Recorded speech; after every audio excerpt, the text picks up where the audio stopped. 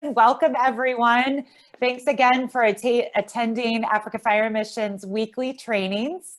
We're so glad you're here. Today we have Richard completing hose operations training, and this is a continuation. So if you missed the first part of the course, you can go back to our YouTube channel where you can review any of the trainings that we've offered and watch that. So as always, our trainings are provided free of charge.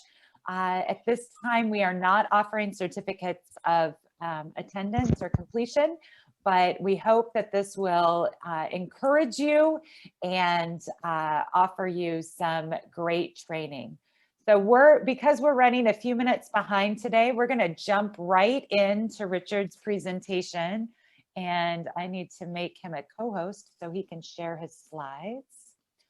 And thank you everyone for attending. I'm so excited to see Mandera here with their crew, and Christabel for joining us for the second time, I believe, maybe the third, and just welcome everyone. Remember to continue to encourage folks to attend. I've noticed our attendance has been down. So keep encouraging others to attend or to watch the video and replay. All right, Richard, when you are ready, let me know. Yeah, we can continue from where we left. Excellent. So last time we were talking, as it's loading to share the slide, we just continue with what we were talking last time. Just a recap of what we did last time.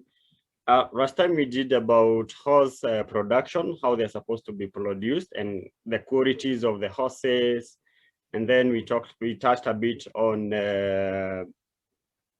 on couplings.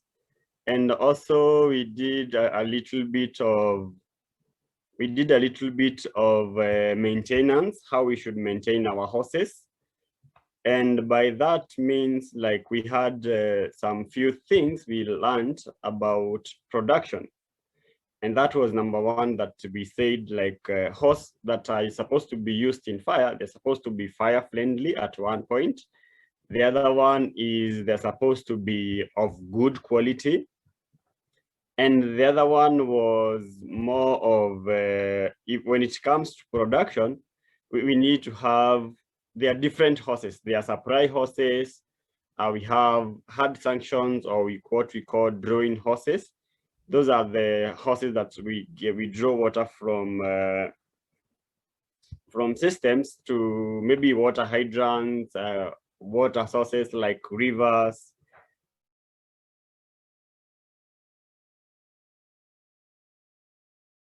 We said we'll come and talk more about fire horses and the advantages of using horse reel over the other horses, the underlying that you have to underlay a horse, and then we would continue from there. And in a minute, the slides will be coming on your way. Great. So anyway, it's been a good week. You've just made the adjustment I was going to suggest with your camera. Thank you. Yeah, basically for us here, we have had a good week. We had interactions with so much we didn't have so much fires to do. And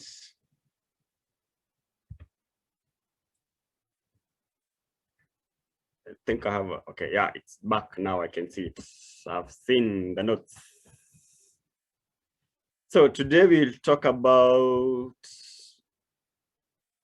yeah, share the screen.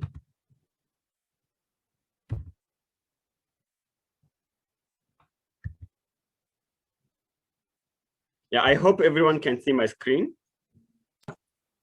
Coming up now. Yes, we can see it. Yes, we can. Can everyone see the screen? Yes. Yeah, we can see the screen. So we left at, last time we left at that point, firehouses, slight abrasion where the firehouses, these were damages that were done, either mechanical or chemical or We have or chemical. Mostly we talked about chemical and mechanical. Slips and rips, abrasions, crashes. Crash is when a vehicle runs over the hose when the hose it will easily burst. This one we talked about how to avoid mechanical. We said avoid rough edges, protect them from rolling over by salvages. Just cover them with horseshoes or hose covers. Then the other one was if there's a place that you are going and maybe it's a high-rise building and you need to pass the hose through a window, so you have to clear the grasses, the broken grass over the window sills.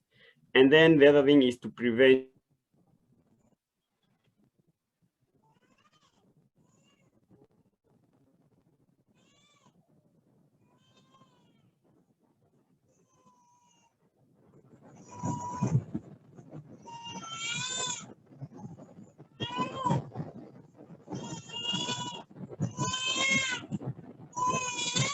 vehicles running over the hose, because this issue when you bring hose, someone is trying to reach me. Then the other thing is avoid fast opening of the hose clamps. When we are getting water from a hydrant, we notice that most of the hydrant they have water in the hydrant. It's of more power, so it has it's of high volumes. So what we say, we say it's open it slowly to avoid what we call power surge or water surge that will come and it will hit on the walls of the fire hose and it will burst up. What we call the water hammering. The other one is shuffling and blocks. Use shufflings and blocks. This means when the hose is supposed to take sharp corners. This is why you use them. The other thing is you avoid too much pressure. Direct from the pump, where the pump that is mounted on the engine, you avoid so much acceleration, because if you look back with the current fire engines that we have here, that the locally made, like example, the Isuzu ones that are being made, pressure is determined by the acceleration of the engine. That is what happens to the fire engines, all of them. So if you should avoid accelerating at a high rate. So if you're supposed to accelerate, it's supposed to be gradual or in a line that if it's adding, you add bit by bit, not accelerating once, because that will cause the hose to burst it will burst, and then it will either injure the user or it will damage the hose. The other one is try not to deploy over the debris. These are hot chunks. For example, when you are doing a woodland fires, you get a woodland fire, you cannot control it. So there are places that you have to run the hoses over the places over the burnt places. So what you do, you avoid as much as possible. If you're supposed to run a hose, make sure that you have already, like the fire is totally completely off. Then the other one is changing position of folds. We are used in folding the donut fold or the reverse fold. You keep on changing so that the hose will not have a weak at the point of contact. They will not be like weakened at a point. Then the other thing is we have to learn to clean the hoses as much as possible. Anytime you go for a fire call, make sure you come back and then you clean the fire hose, because if you store the fire hose with when it's not cleaned, we know that molds or the fungals, they always love places that are damp. So they will start growing and the chemical that they will produce will eat up the hose. So if you clean the hose, make sure it's clean and it's completely dried. And last time we said about drying a hose, we don't sun dry them.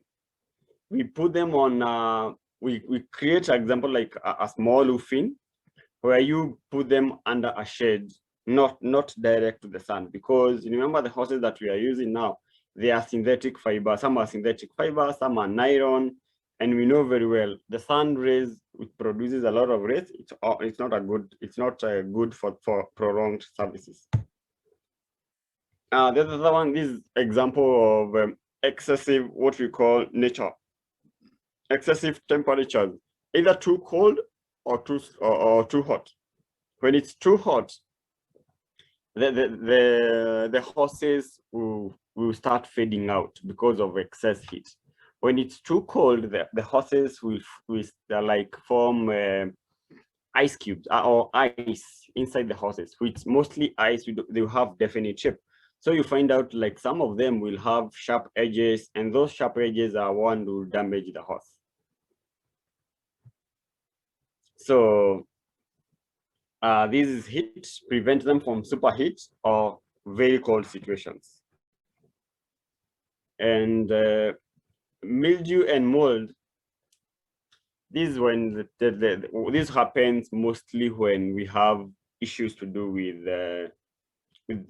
the wrong storage, improper storage. When the hose is either not well dried or not well washed. Mold will grow because of the environment. On a damp environment, you find out that mold will definitely grow more. Preventing organic damage like the mildew and the mold. Wash the hose properly. Then let it dry. This part of also it's in part of maintenance. Let it dry well, and then by the end of the day, the hose will be well. Damage, we still continuing on damage that can be done. Hose mostly will be damaged by petroleum products, paints, alkaline or acids. Then we have when you're doing battery acids, which also affects very much of the hoses when you're doing an RTA or a road traffic accident. Then water runoffs, when you leave the hose unattended overnight and then it rains, then everything comes and then things will not be problem. Then we have leftover waters, water can and from sulfuric acids. This is maintenance. Please, where we are storing our hoses, the place should be clean and tidy, and everything should be stored at its own place.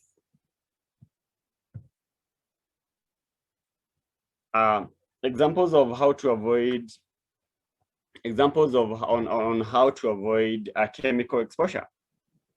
First, you scrub, just the normal way we do decontamination with ourselves. As we go for hazmat, there is the particular way that we always do decontamination.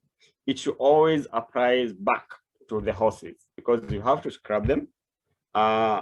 Make sure that everything is cleaned. Wash the contaminated hose lines. Make sure they are cleaned with water and soap. And the soaps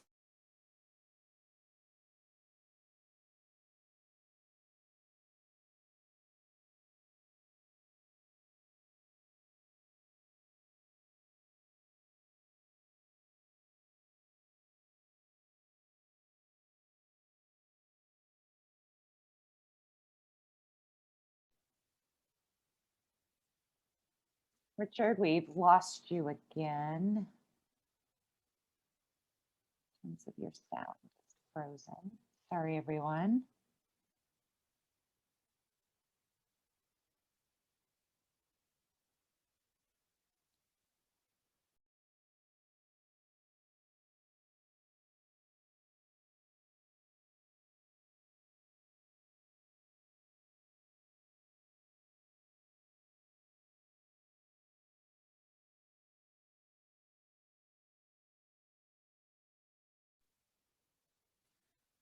Sorry, everyone.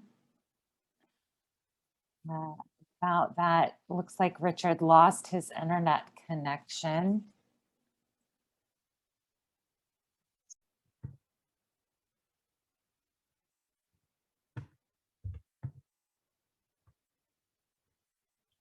These about now the couplings, the metallic parts or the fittings. We have brass coupling, we have aluminum couplings. Brass couplings is, these are the most commonly one.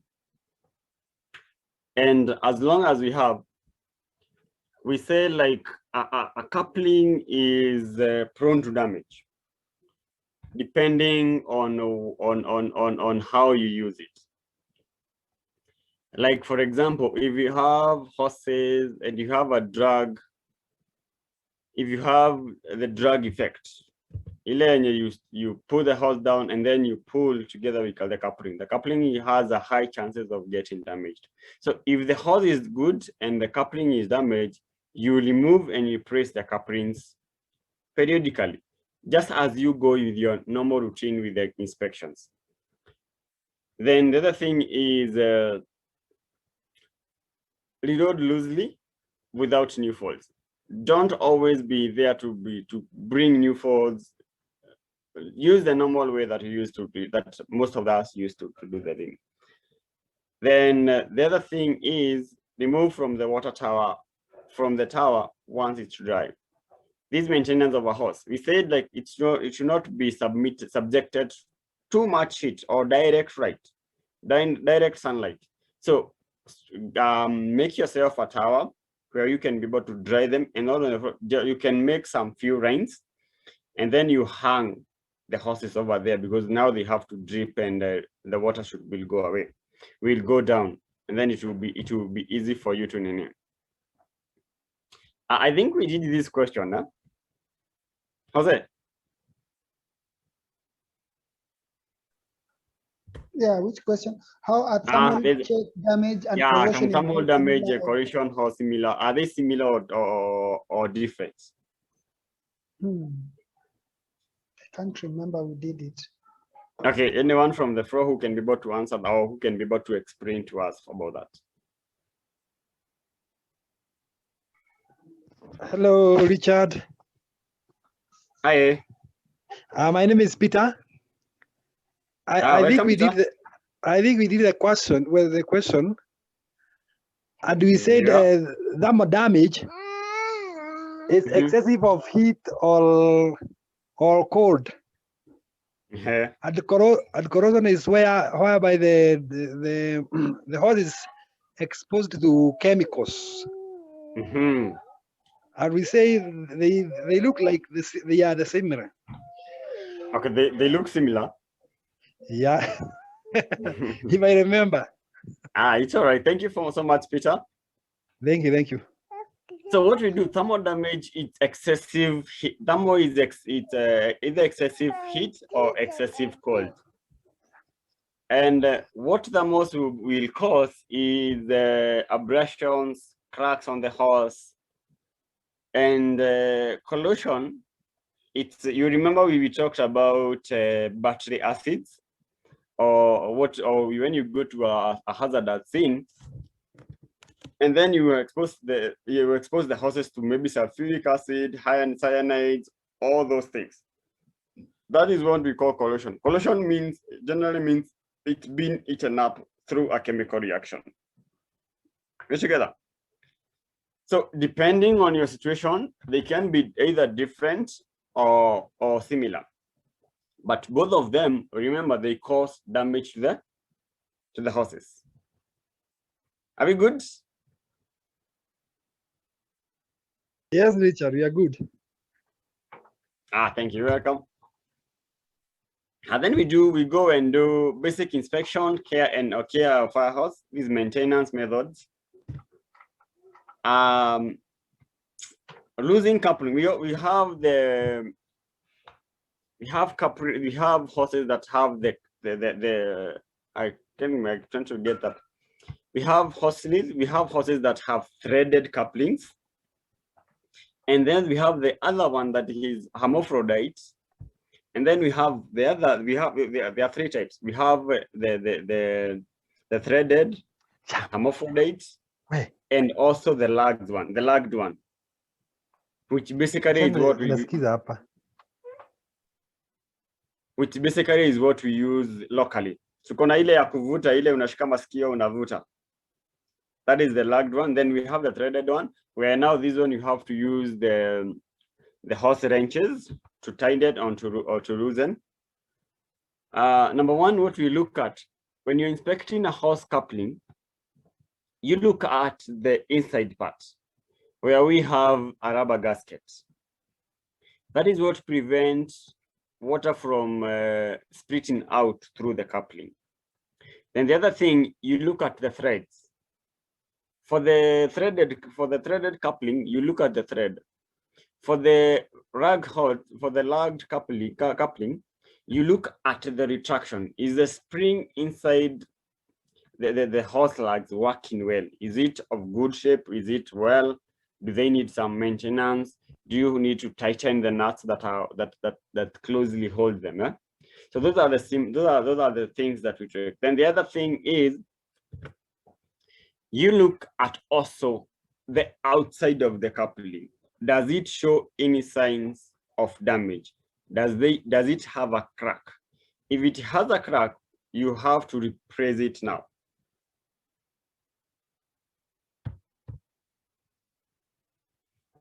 If you look at this part, that is the mechanical way of washing. Now what we use the mechanical ourselves. We are brushing, you pour water and then you brush the hose.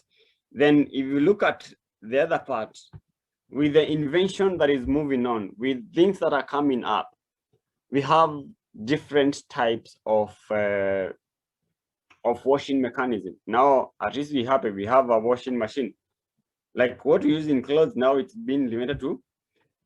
This is a hose washing machine, but now this one is electrical, which makes work easier. If you look well if you look at this part well, it has nozzles on the upper side and then nozzles on the lower side. The red nozzle, I don't know if I will show you one. It's used to give it's what brings now the detergent or the soap. Then the other nozzle brings shoots on water to the hose so that it goes as it's cleaned. It has both detergent and water. Then you look at this. It also has its own brushes. Those brushes, the brushes has a propelling machine on the other side. So they will be turning round and round as they scrub on the hose. Then here is a tower or a storage place for hoses. If you look at them, they have been arranged not piling up, but on different shelves.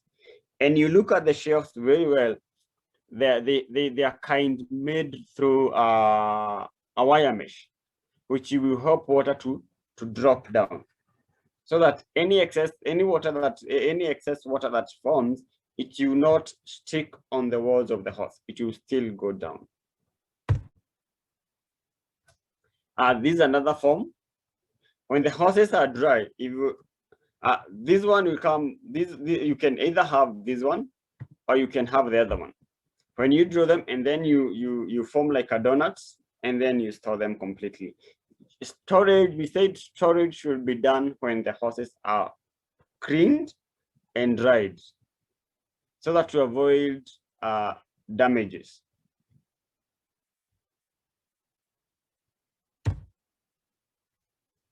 Then we have cautions. These are some of the things that we should know. Never store solvents, petroleum products, chemicals close to firehouses or couplings. I think we can understand this. Peter. Yes, Richard. Do you have something to add on that?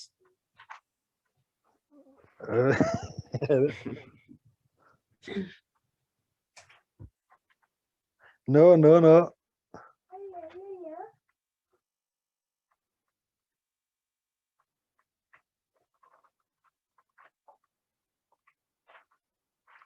I think another thing that I can add as a question. Okay, this is what we said when it comes to, because we said when you put hoses together with the chemicals, they will have what we call they will be corroded.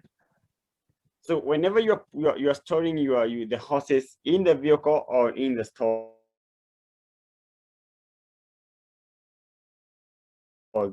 please make sure they are, so don't mix them, because what will happen, the chemicals will damage the horses.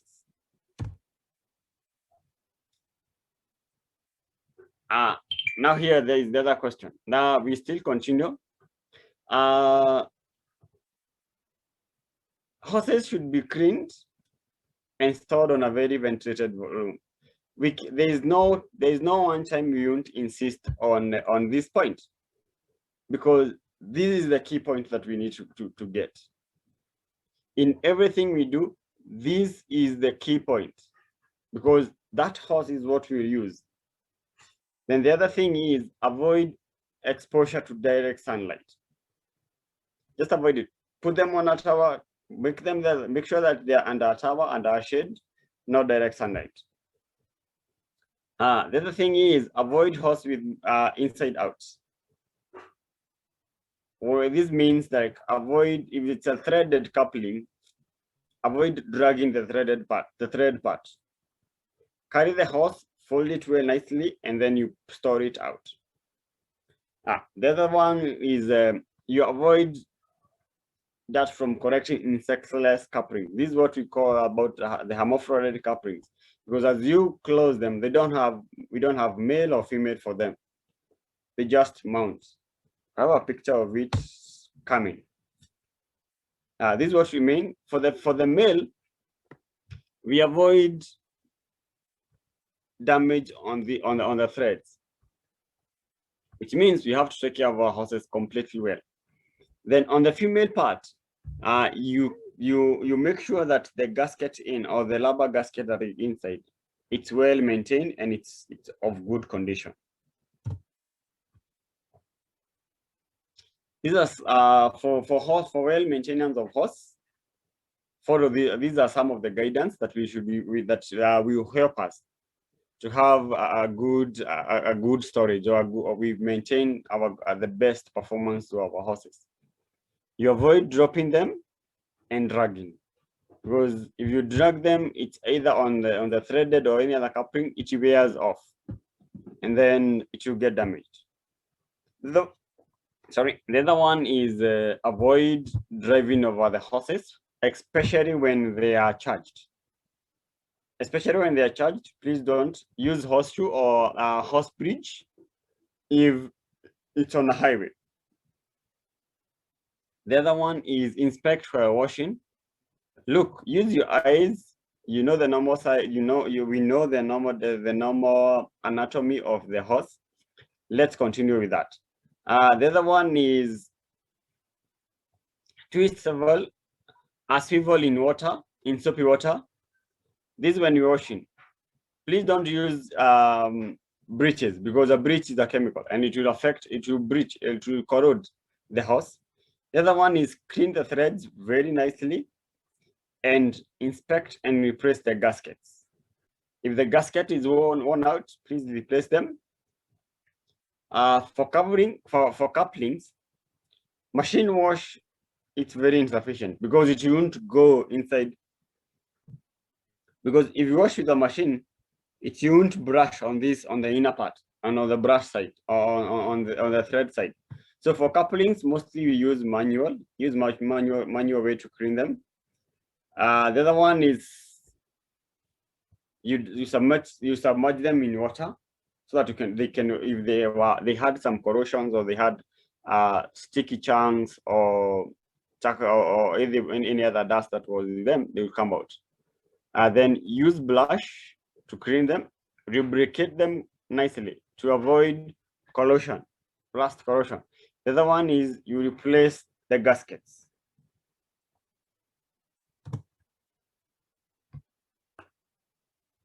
Then we have a question here.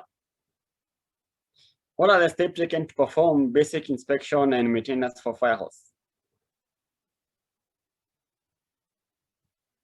Someone to give us some steps.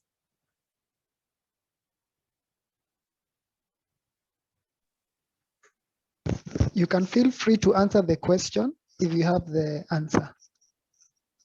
Go ahead, people. Good evening, ladies, gentlemen.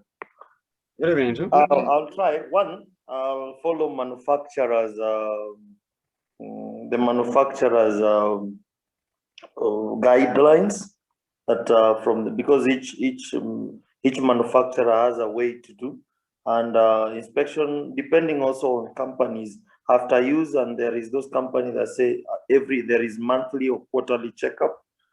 Then I'll check for corrosion and tear and wear, either leakage, either bendings, and replace any corroded hose. I will replace. Thank you. Yeah, thank you so much. Any other?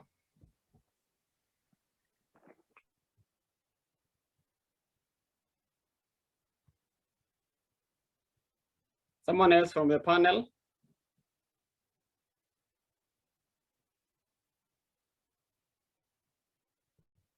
Jose,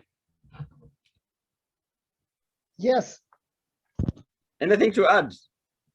Yeah, for me, the steps I'll take to perform basic inspection and maintenance of fire hose is what my brother from Zambia has said. Plus also I'll do a physical check, like even as I get to clean, I hold the hose physically, you know, and closely just run my fingers on them as I really look for cuts and bruises, or is it bruises, on the hose itself. Yeah, that's what I would do. Thank you so much. Basically, Jose have said it all of them. Oh, thank you so much for the other guy who said the same. Steps taken is visualizing. The first thing we always say, visualize. And then the other thing, okay, generally use the sense of touch. Use visual, the sense of touch, and also you can use all of them combined, because these are hot. It's something you can see. As you wash it, go using your hands to try and spot, and you pass it through your fingers to feel if there is a particular object that is embedded on the hose, and then it will help you. Then the other thing we need to know, we need to store the hoses on the right idea, on the right order. And by that, we have wrong rusting hoses on the service. The next thing here is where we see various uses of hose appliances. These are couplings, and also gate valves, because they're also appliances. In conjunction with hoses, we know that we have other things that take charge in the hose, because we have the valves this is what will help us to run water from there is what we'll be able to open the water from the source to the hose, through the hose to either the scene of fire or to the or to put more to refill the hydrant or the tanks. So one, we have balls, we have gate valves, we have butterflies, and we have creepers. Balls, we have most of them will happen on rear mounted pumps. They have the ball valve. They have the gate valve also. And the other one, we have the butterfly ones. These are mostly used in US. We have the creepers. These are they are in hoses. They also types of couplings. Then we have valve devices. We have wine, Siemens. We have water diff. We have LDH diff. These are Manford, and hydrants for valves. We have other fittings. These are the adapters, male to male, female to female. We have the reducing device. We have the reducing, where you need to use maybe 65 and you need to turn back to, you need to bring it, or 75, sorry, and you need to bring it back to 45. We have the reducers. And then the other thing is we have the intake strainers. The intake strainer is what when you're drawing water from a water source, a stagnant water source. mostly on a swimming pool, rivers, tanks. You have to use a strainer so that you can be able to prevent dirt or waste or other things other than water to get into the fire engine's water tank.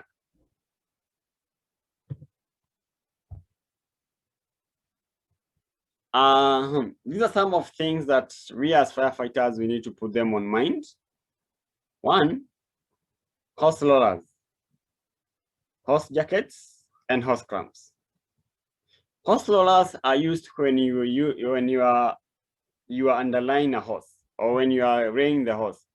Remember, the aim of what we do, the aim of the hose rollers or the aim of every firefighter is to complete the task ahead with ease and without struggle. So hose rollers, these are devices that will help you to maneuver with the hose in either a building or more generally a fire scene. You put them down, then the hose will be on top of them. So if it's a matter of the firefighters pulling the hose, it will roll over and it will move with easy. Then hose jackets. A hose jacket is when you have a damaged hose or maybe something have cut over the hose. And then what you do, you put a hose jacket so that it will prevent more of water getting out. We have another question here. Never stand over the handle of hose clamps when applying or releasing it. The handle of the frame will pop out and swing upwards violently. This is when we are doing the knock off and make up part. When you are done with the task, and then you need now to pick the hoses and you need to underlay them, remove the water. So when you are removing either the couplings, make sure you reduce the pressure is completely off or reduced to the minimum, or you reduce it completely. Because remember, number one, safety matters. And what we say, every firefighter go home. Every firefighter goes home. So make sure what you do when you're doing this, the pressure is completely off. You have completely shut the fire pump is not running, and then there is no water inside the hose. We together to that point? Yes, we are. Yes, Richard, we are together. Any question to that point? No question for me. Thank you. Jose, Yeah. anything? I think I do. I have a question, but a Yes, quick one. please. For example, when you're changing, you need to extend a hose, like joining a hose. Mhm. Will you get to put out the switch off, knock it off rather, or will you just let it flow as you connect? Okay, the moment you let the water flow, the hose clamps will never come. You'll never disconnect the hose clamps. Okay. So they will never, because the water inside the hose is under pressure. Mm. So it will always be there is more pressure inside the hose than what you can apply. So the best option is you need to completely reduce the pressure. If it's on a pump, you have to shut completely the pump. Okay, I'm not saying that you switch off the engine, but make sure the pressure that is there, it's completely off. Number one, because of you yourself, the firefighter himself, they need to take care of themselves. The other thing is on the hoses, because a damaged hose, you will not make it. It will not be good for you when you're working. So my point is, make sure you don't have any pressure around the ring, so that now you can be able to extend your hose. And remember, when the hoses are pressurized with water, they are always very heavy. So it's easier to do a hose without water than a hose with water. So reduce the pressure and then we move on. Are we good, Jose? Fine. Good to go. Thank you. We go on. These are also the firefighters should know about appliances. We have spanners, hydrant wrenches, rubber mallets, hose clamps or hose bridge or hose arms, chafing blocks, LDH rollers, and hose trams or hose trams or chains or saws or straps. A good example is when you're doing fire engines with hose reels. You always have the hose wrenches. Or when you're sanctioning, you're going to do the sanction drill. Use the sanction wrenches to close or open the sanction hoses. The rubber mallets, these are used to, if they are used to knock out the creepers. If you find that the creepers, you always have, they are tightly held, so you need something to knock them out. Then hose clamp and hose bridge, these are gadgets that are used when you need to put fire, or you have to, the vehicles has to pass, and you don't want them to go over, to run over the hoses. So you use the bridges, you put them, and then they have spaces that you can install the hoses, and then you move on. We talked about chafing blocks. Chafing block is, I'll show you a picture as we move on. Then we have hose ropes and hose straps and chains. Basically, these are aids to help you to do the work much more easier. A hose straps or a hose rope, it's generally, it's more of, it will help you, it's mostly used by the number 3s. The messenger guys, or the guy after the guy who is holding or who is pulling more, who is pulling on the horses. This will help them to go that.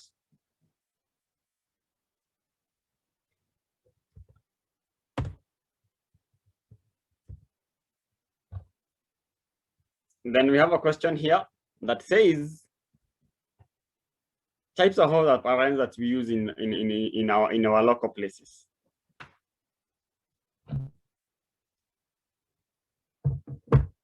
We talked about them, they are here.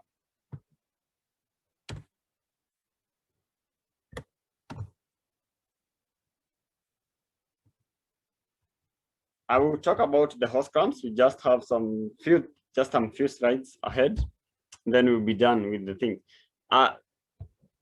Some of us have these as common. Straight rollings, they have the donut, the straight rollings, and then we'll continue with, then we have the donut. The donut is when you have to pull the hose from one side to the other side, and then we continue, and then we strap them.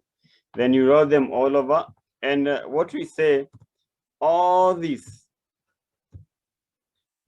things, make sure that the hose does not have water inside them. It's cleaned. Then we are done. Then we have a question here that says, when should firefighter use basic hose locks?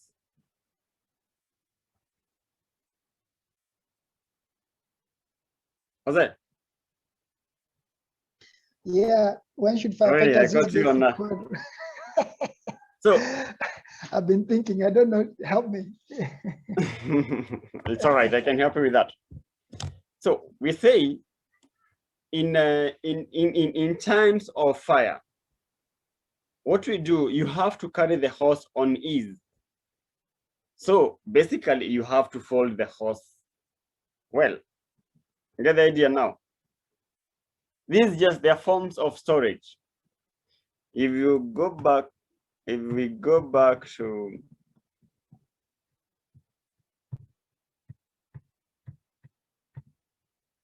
this part, which is easier, the donut or the straight hose?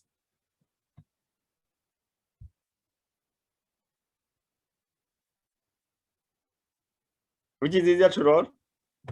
They don't have, I mean, the straight hose. The straight hose, huh? Straight hose, It's easier. Ah. Thank you so much. And at least I think I believe we have read that we have got something. And that's bring us to the end. Next time we'll give a time, if we get another time, we'll do something new. Excellent.